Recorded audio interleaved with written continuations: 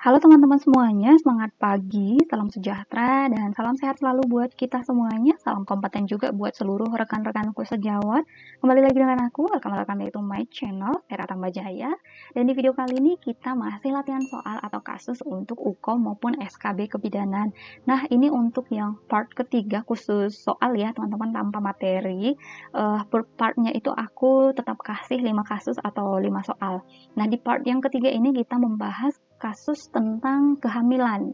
Nah, ya tetap semangat belajarnya ya teman-teman. Mumpung masih ada waktu nih, dimaksimalin latihannya, dimaksimalin belajarnya. Jangan kasih kendor. Semoga hasilnya nanti 100% kompeten semua. Amin. Oke, tetap semangat ya. Oke, kita ke kasus yang pertama. Nah, di sini katanya diagnosis potensial apakah yang paling mungkin pada kasus tersebut.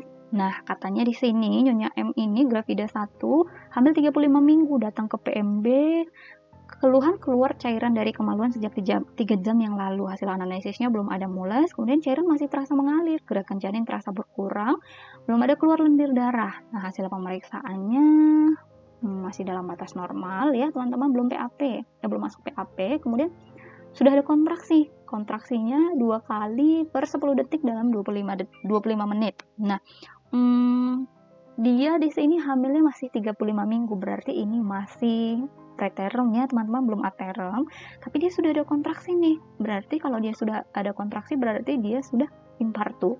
Nah, untuk menentukan diagnosis potensial, kita harus menentukan diagnosanya terlebih dahulu. Nah, diagnosa itu adalah interpretasi kita atas hasil pemeriksaan yang kita lakukan. Tuh. Nah, kalau diagnosis potensial adalah potensi masalah yang mungkin muncul. Nah, atau masalah selanjutnya yang mungkin muncul gitu ya, teman-teman. Nah, jadi kita tentukan dulu nih diagnosanya dalam kasus ini apa, baru kita tentukan diagnosis potensialnya.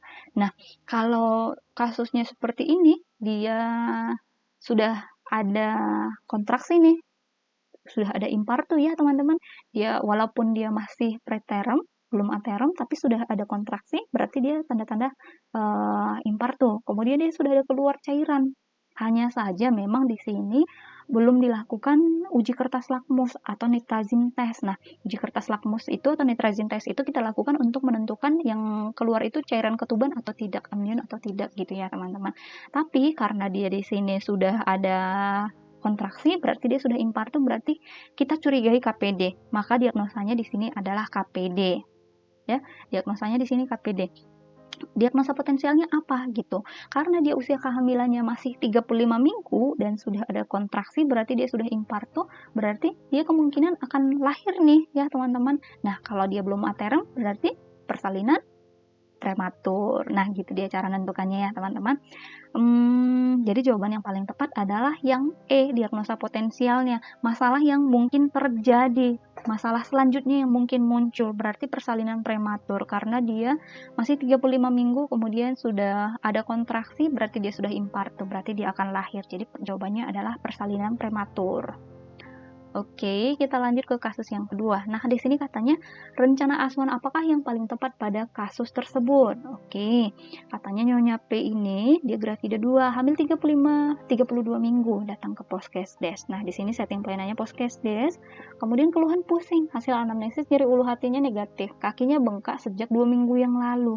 Hasil pemeriksaan tekanan darah 140/100. Nah, kalau seperti ini teman-teman sudah punya gambaran ya. Kemudian vital sign-nya normal, kakinya odem, kaki odem, kiri kanan, kemudian protein urinnya positif 2, refleks patelanya positif. Nah, apa nih diagnosanya? Kalau dia tekanan darahnya sudah 140/100, kemudian protein urinnya positif 2, berarti diagnosanya adalah BE, diagnosanya adalah preeklamsi. Nah, kalau sudah preeklamsi berarti rencana asuhan apa ya nih yang kita lakukan? Jadi rencana asuhan itu tindakan yang kita lakukan sesuai wewenangnya kita untuk mengatasi diagnosanya. Nah, untuk mengatasi preeklamsi ini apa nih? Yang sesuai wewenangnya kita ya. Berarti kita di sini harus memberikan MgSO4 dosis awal supaya tidak terjadi kejang pada ibunya gitu ya teman-teman. Syarat memberikan MgSO4 itu adalah harus ada kalsium glukonas. Nah, kalsium glukonase itu adalah antidotumnya sebagai anti racun. Kalau terjadi keracunan MgSO4, kita harus memberikan kalsium glukonas. Nah, ketika kita memberikan MgSO4, kita harus melakukan pemantauan pernapasan, refleks patella, dan urinnya, gitu ya, teman-teman. Kemudian dosisnya berapa gitu. Nah, dosis awal MgSO4 itu sebanyak 40%. Untuk MgSO4 yang 40% itu 4 gram ya, teman-teman. Dosis awal MgSO4 40% itu sebanyak 4 gram atau 10 cc.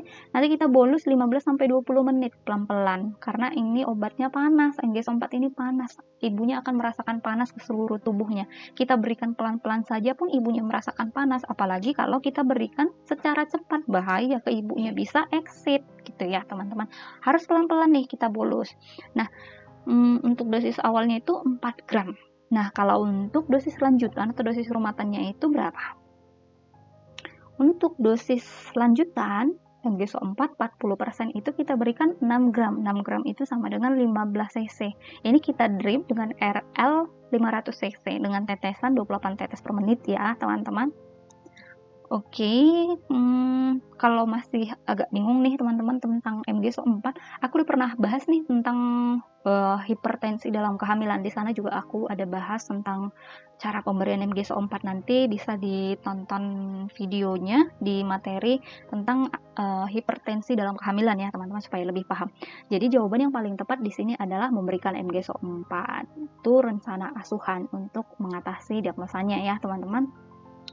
Biasanya akan dilakukan juga dia pemberian obat antihipertensi, tapi itu kita kolaborasi dengan dokter ya teman-teman.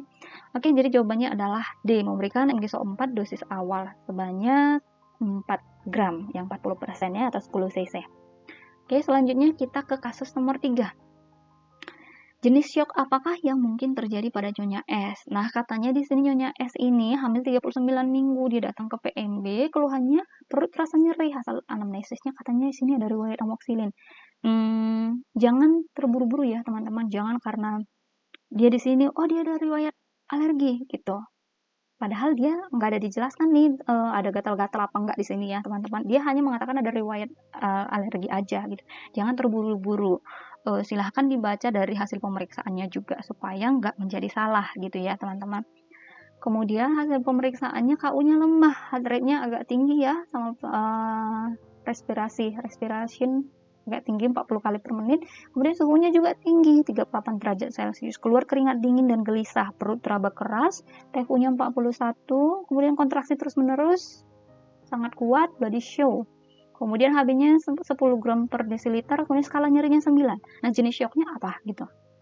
Nah, disebut dia shock hipovolemik ketika terjadi ketidakmampuan jantung memasuk darah yang cukup ke tubuh. Jadi, dia terjadi akibat kekurangan volume darah. Nah, kalau shock hipovolemik ini ada kaitannya dengan obstetrik ya, teman-teman. Biasanya, misalnya dia karena perdarahan karena solusio plasenta, misalnya karena plasenta previa atau postpartum hemoragik gitu, terjadi perdarahan. Jadi terjadi nih kekurangan volume darah, maka disebut dia sebagai shock hipovolemik.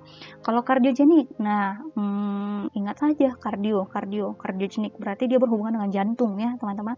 Kemudian shock anafilaktik ini adalah terjadi karena alergi, gatal-gatal gitu. Tapi jangan langsung terburu-buru. Kalau neurogenik ini dia sudah sampai ke syaraf gitu ya, merusak sistem saraf pusat. Nah, kemudian kalau shock septik ini dia shock karena infeksi, shock lanjutan, dia tahap akhir nih ya teman-teman. Nah, jadi di sini dia memang katanya ada riwayat amoxicillin, alergi amoxicillin gitu ya teman-teman. Tapi bukan berarti dia langsung kita sebut shock anafilaktik. Nah, di sini katanya keluar keringat dingin dan gelisah. Kemudian ada skala nyeri 9. Wajar si ibunya keringat dingin dan gelisah karena si ibu sudah merasakan skala nyeri yang berat. Skala nyerinya sudah 9 nih.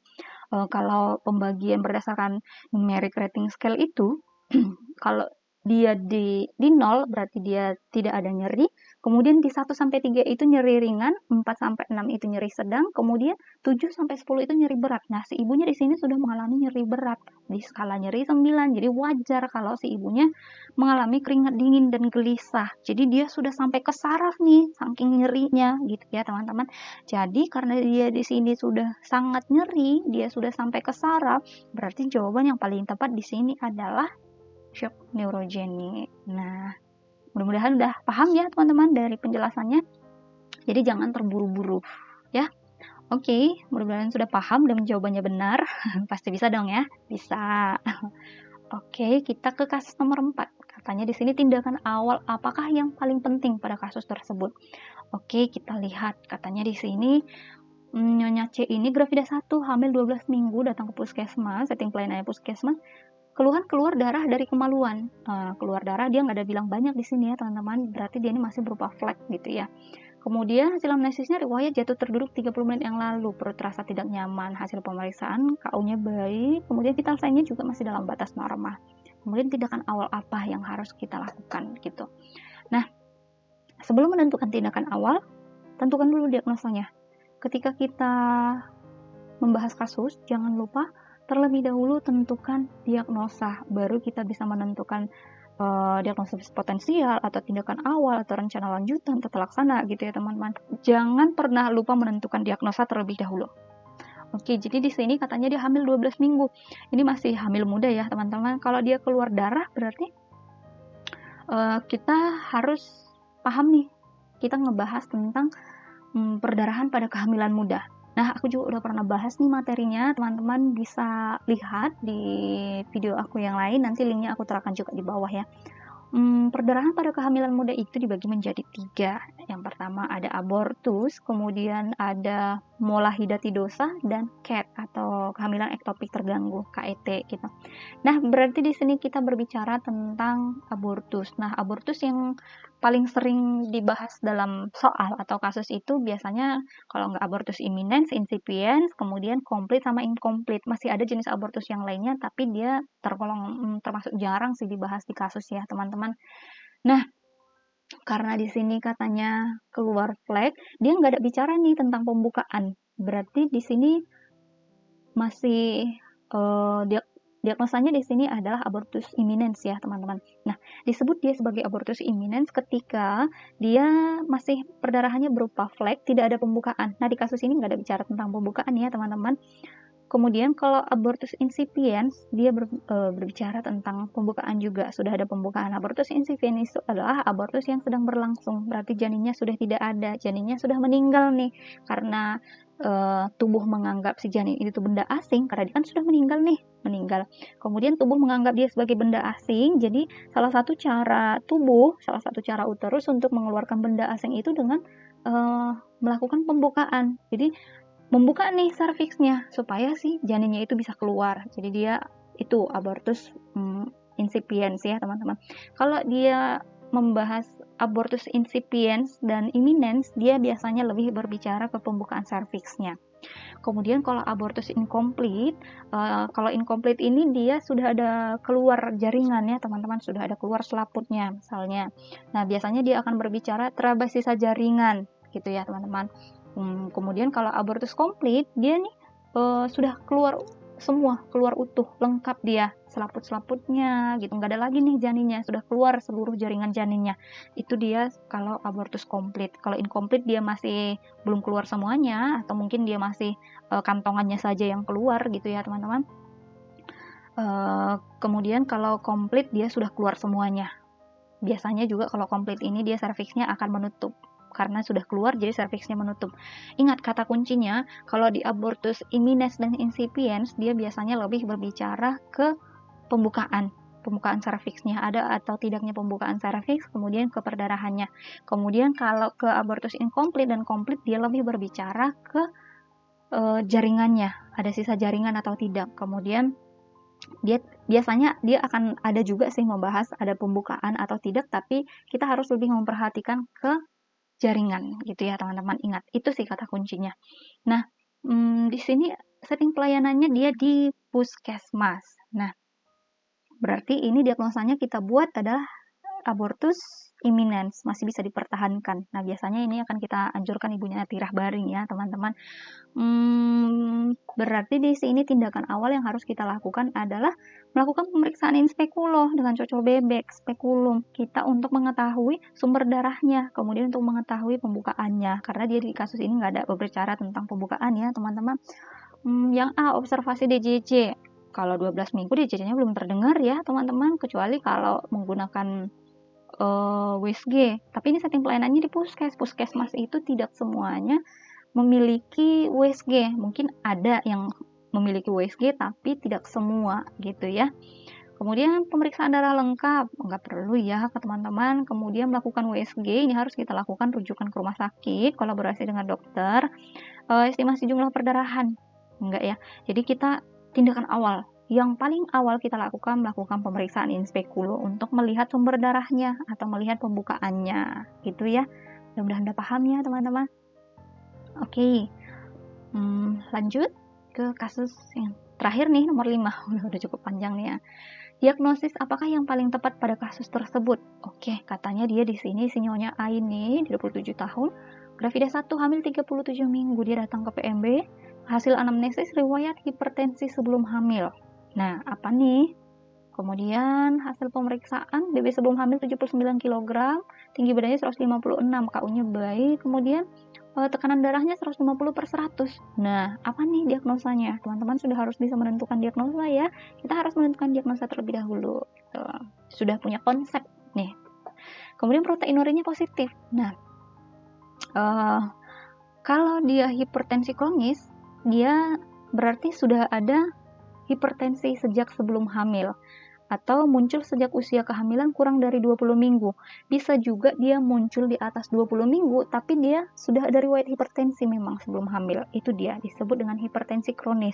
Kemudian biasanya protein urinnya negatif kalau untuk hipertensi kronis ya teman-teman. Kemudian kalau dia hipertensi gestasional, dia ini tidak ada riwayat hipertensi sebelum hamil. Kemudian dia juga tekanan hipertensinya ini turun, hilang setelah persalinan gitu. Dia muncul usia kehamilan lebih dari 20 minggu, 20 minggu ke atas gitu ya teman-teman. Biasanya tekanan darahnya lebih dari atau sama dengan 140/90 ml/Heraksa, kemudian protein urinnya juga negatif.